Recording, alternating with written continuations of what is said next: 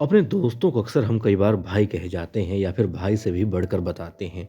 लेकिन दोस्तों, क्या हमें पता है भगवान श्री राम के भाई लक्ष्मण, जो खुद को भगवान श्री राम का रक्षक कहा करते थे, उनकी रक्षा हेतु हुई खुद के जीवन को माना करते थे, उनका एक और नाम भी था।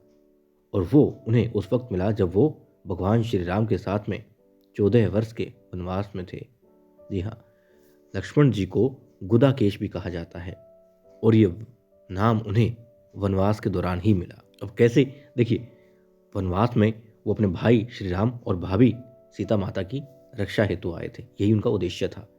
अब वो कभी भी सोते नहीं थे। क्यों? उन्हें लगता कि नहीं, हर वक्त, हर पल, हर क्षण भाई भाभी की रक्षा हेतु उन्हें तैनात रहना है, रक्षक बन करके, एक सिपाही बन करके। अब उन्हें नाम कैसे मिला? नाम यूं मिला कि जब वनवास की पहली ही रात थी, तब भगवान श्री राम और सीता माता सो रहे थे, निद्रा में थे, लेकिन लक्ष्मण जी जाग रहे थे और वो तप में भी लीन थे, जागते जागते भी। अब निंद्रा देवी उनके सामने प्रकट हुई और लक्ष्मण जी ने उनसे अनुरोध किया कि उन्हें ऐसा वरदान दें कि वनवास के 14 वर्षों के दौरान उन्हें नींद ही ना आए और वो अपने प्रिय भाई और भाभी की रक्षा हेतु सतर्क रह सकें और जागते भी रह सकें। अब निंद्रा देवी बोली, ठीक है, मैं आपसे खुश हूं और आपको ये वरदान भी दे दूंगी, लेकिन कोई ऐसा इंसान होना चाहिए जो तुम्हारे बदले लगातार 14 साल सोए, निंद्रा में रहे।